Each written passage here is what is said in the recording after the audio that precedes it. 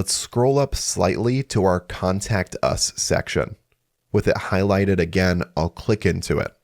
Here you can configure your WhatsApp chat button, your contact form, your hours, title, heading, description, your business name, address, and other information. For this tutorial, I'll scroll back up and I want to configure the contact form section. To do that, I'll click into Contact Form.